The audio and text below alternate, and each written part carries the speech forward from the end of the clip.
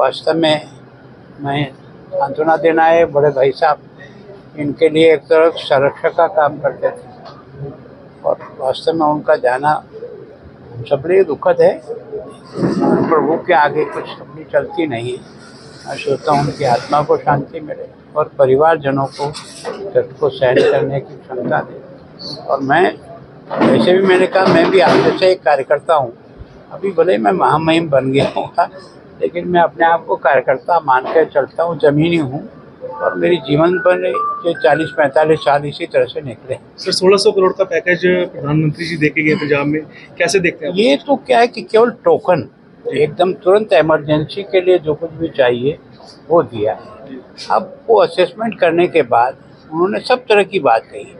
फसल का नुकसान हुआ उसकी भरपाई करेंगे, घर के नुकसान हुए उसकी भरपाई करेंगे, पशुओं का नुकसान हुआ उसकी भरपाई करेंगे, सड़क और बाकी जो कुछ भी बिल्डिंगें डैमेज हुई उसका काम करेंगे, लोगों के घरों में जो नुकसान हुआ उसकी भरपाई करेंगे।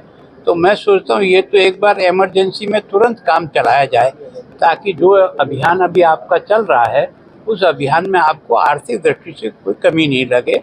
बाकी तो सारा असेसमेंट होने के बाद निश्चित रूप से आपको पूरा मिलेगा। उन्होंने कहा मैं पंजाब में रहा हुआ हूँ, पंजाब का कण जानता हूँ और पहली बार इतना अधिक तीनों नदियों में पानी से जो खराबा हुआ है, उन्होंने कहा मैंने ऊपर से भी देखा है जितना खेतों में पानी भरा हुआ है ऐसा कभी देखने का अवसर नहीं आया है। क्योंकि अभी बार 14 लाख एमसी पानी नदियों में बाहर निकला है।